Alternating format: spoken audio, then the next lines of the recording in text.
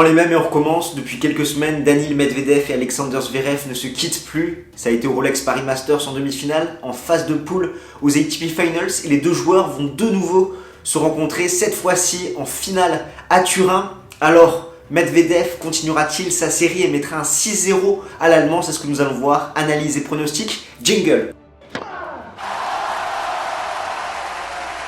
D'une façon générale, nous avons eu un tournoi des ATP Finals assez fade, la faute à un manque de match-up intéressant entre les membres du top 10 actuel.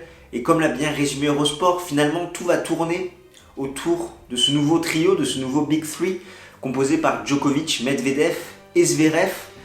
Et c'est là qu'on ressent l'absence d'un Federer, d'un Nadal, d'un Thiem qui offrait des oppositions intéressantes. Enfin, cette semaine, les choses importantes étaient bel et bien en dehors du cours. Je parle bien évidemment de l'affaire Peng Shuai qui inquiète le monde entier à juste titre. Et ce cas mériterait vraiment une vidéo à part.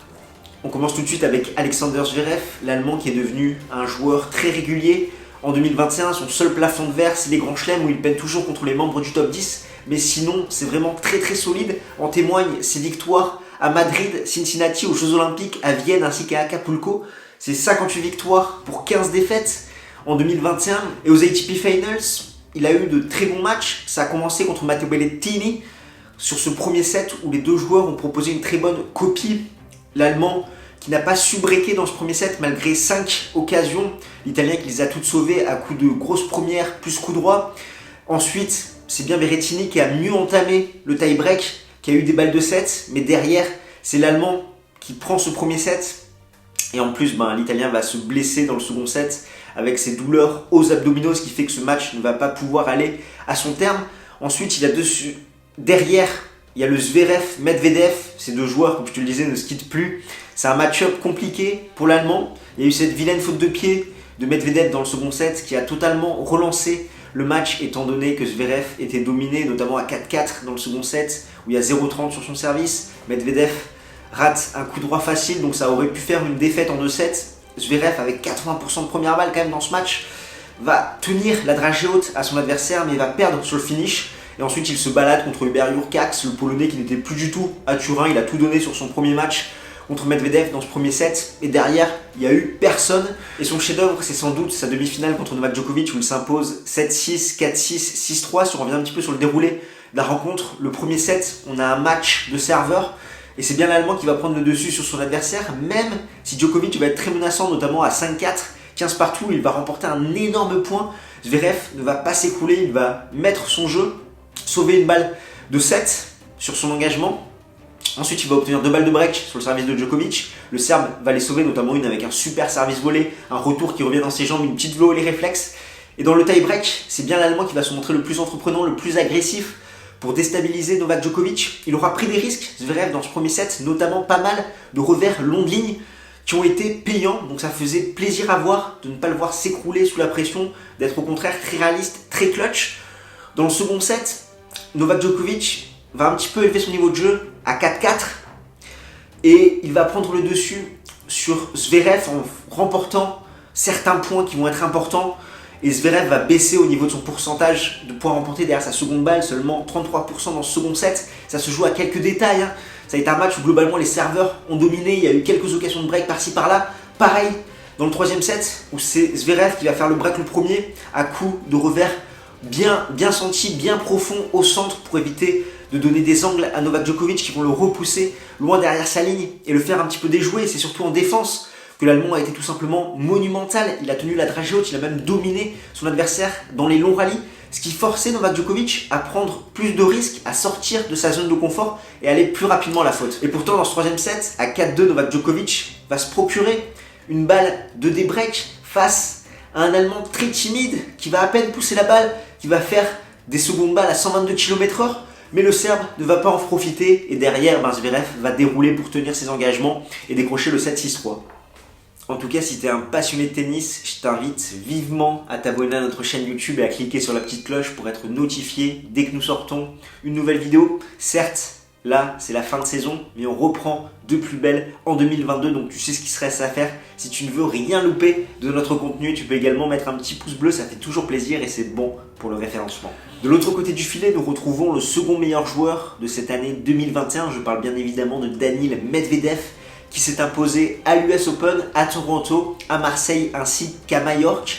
Il comptabilise 57 victoires pour 12 défaites et il est le tenant du titre aux ATP Finals. Et le moins que l'on puisse dire, c'est que rien n'a été simple pour le Russe. D'entrée, il concède un set contre Jurkacz, très agressif, qui s'est inspiré de la stratégie qu'a mis en place Novak Djokovic au Rolex Paris Masters en dominant la filière courte, en se ruant au filet dès que possible.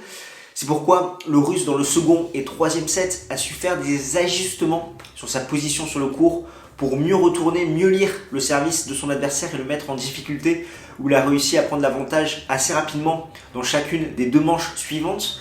Contre Alexander Zverev, alors qu'il dominait les débats, une vilaine faute de pied dans le tie-break du second set a totalement relancé ce match où il a failli s'incliner à Daniil Medvedev alors qu'il était plutôt tranquille, sachant qu'il fait tout un petit peu mieux que son adversaire. Il a eu des occasions dans le second set pour s'imposer en 2-7. Il y a 4-4, 30-0 sur le service d'Alexander Zverev. Il est un petit peu trop passif côté coup droit, il va à la faute. Derrière, le tie-break, cette faute de pied, et il relance l'Allemand qui va se mettre à servir à merveille. Ça va se finir au tie-break du troisième set où vraiment Medvedev s'impose sur le fil. Rebelote contre Yannick Sinner, le nouveau qui remplaçait Matteo Berrettini qui était blessé alors qu'il met un 6-0 dans le premier set. Il se régale avec le jeu trop linéaire de son adversaire. Il va avoir des sueurs froides dans le deuxième et troisième set, sachant que l'Italien va se rebeller devant son public, va se montrer plus agressif et va même se procurer 2 balles de match. Et finalement, c'est en demi-finale que le Russe a connu son match le plus facile contre Casper Ruud, où il s'impose 6-4, 6-2. Il a dominé les débats sur ses engagements, notamment sa première balle, avec 82% de points gagnés derrière pour seulement 67 pour son adversaire, et également dans la filière longue, dans les échanges de plus de 9 frappes, c'est 20-4 pour Medvedev. Il a concédé 3 sets et a passé 8h34 sur les courts. Et c'est vrai que le Russe s'appuie sur un style de jeu très complet, notamment sur dur, qui est sa meilleure surface, où en 2021, il a remporté 84,4% de ses jeux de service. Mais derrière, il excelle également à la relance, où il remporte 43% des points dans ce compartiment de jeu-là sur dur en 2021.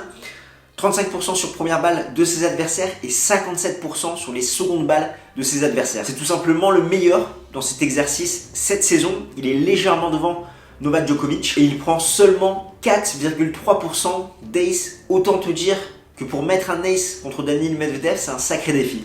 Au niveau de face à face, il y a 6-5 pour Medvedev. Le Russe est sur une série de 5 victoires consécutives. Toutes leurs rencontres se sont jouées sur dur et seulement 4 ont été au-delà des 2 sets. Comme d'habitude, je vais t'afficher les statistiques détaillées. On constate que Medvedev s'appuie sur son service avec 50 aces, 69% de première balle, 80% de réussite derrière. Breaké seulement 2 fois, l'exploit est venu de Yannick Sinner et 39% de break converti. C'est 120 coups gagnants pour seulement 85 fautes directes. Comme Medvedev, Zverev s'appuie sur son excellent service, 53 aces, seulement 4 doubles fautes, 75% de première balle, 77% de réussite derrière et 60% derrière sa seconde balle, briquée par Daniil et Novak. Il n'a converti que 4 de ses occasions de break. Au niveau des clés tactiques, pas de surprise, en moins de 3 semaines, c'est la 3e vidéo qu'on fait sur ce face-à-face. 2 joueurs avec un style de jeu similaire qui s'appuient sur un excellent service, très bon à la relance et un excellent revers. Et au niveau des points faibles, côté Zverev, c'est sa seconde balle dans les moments chauds. Il peut facilement faire une double faute. Et côté Medvedev, c'est sa passivité côté coup droit où il manque d'agressivité. Mais c'est un très mauvais match-up pour l'Allemand, comme tu peux le voir, 5-0 série en cours. Pour le Russe, étant donné que Medvedev fait déjouer toutes les forces de Zverev, que ça soit son service, étant donné que le Russe est le meilleur relanceur de l'année 2021 sur dur, ce qui fait que la première balle de Zverev, qui fait dans 90% des cas le point face à tous les autres joueurs, ben là elle va revenir en jeu, elle va pousser l'Allemand à faire un deuxième coup de raquette et potentiellement aller à la faute.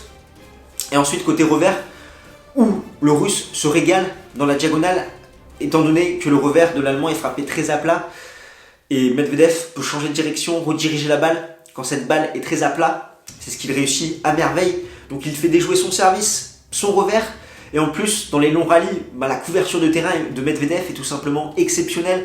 Ce qui fait qu'on a Zverev qui peut plus aller à la faute et qui finalement, pour faire déjouer son adversaire, doit faire preuve de plus de créativité, de variation dans son jeu, ce qu'il n'a pas forcément. Il devrait monter beaucoup plus au filet, enchaîner les services volés, faire un petit peu plus de slice. Côté revers, trouver également un peu plus d'angle pour gêner son adversaire. Et ça, il lui manque un petit peu encore dans sa panoplie. C'est pas forcément son style de jeu, son cœur de métier, sachant que ses forces finalement sont annihilées face aux Russes. En plus de ça, on peut rajouter la récupération qui sera moindre pour l'Allemand, sachant que la finale de double est programmée à 14h30. Donc dans la foulée, on aura la finale du simple, donc beaucoup moins de temps pour récupérer que son adversaire. Il sera sans doute un petit peu émoussé. C'est pourquoi je vois une 6e victoire de Daniil Medvedev en 2-7. En tout cas, régalez-nous, messieurs. Nous, on va surveiller ça de très très près. N'hésite pas dans les commentaires à me dire ton pronostic et nous, on se retrouve très très vite. D'ici là, porte-toi bien. Ciao, ciao tout le monde.